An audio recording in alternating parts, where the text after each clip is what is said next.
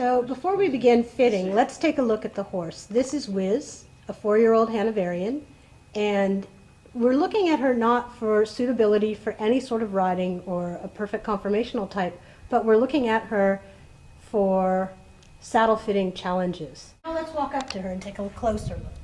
So one of the first things we look at is the wither, and Wiz has a lovely wither. It's neither extremely high nor is it very low. In fact, a low or non-existent wither is called a mutton wither.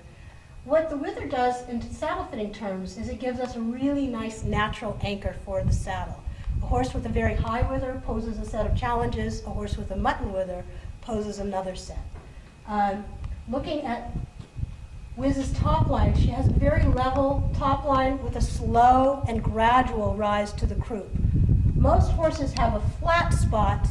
By that I mean a spot that's really truly parallel to the ground, that's typically 1 inch, 1.5 inches long, no more. And some of them have quite extremely dippy areas that need to be accommodated by the saddle. In this case, this back is going to be fairly easy to fit and to follow. One of the other things we look at is the girth groove, and that is the place on the horse's barrel where the girth will naturally want to go. Horses that have great challenges have a girth groove literally in the armpit of the horse, so far forward that it's difficult to fit without either causing chafing, elbow interference, or having the saddle slide forward. In this case, Wiz has a long and lovely pocket where the girth is going to go, with its most natural place where my hand is here. For anyone who's been taught to put the girth one hand behind the elbow, this is just one of the many myths in saddle fitting that we'd like you to bust.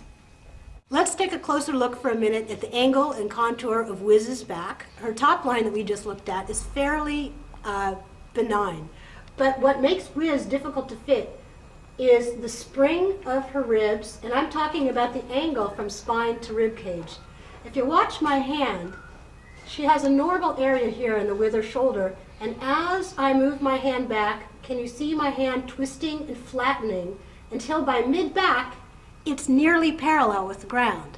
This is the part that makes Wiz quite difficult to fit, and a number of saddles, conventional saddles, would dig into her in her long back muscle, give her some form of soreness, possibly atrophy, could make her sore at her rib attachments here. And these are all areas to look out for if you have a horse with conformation like Wiz's.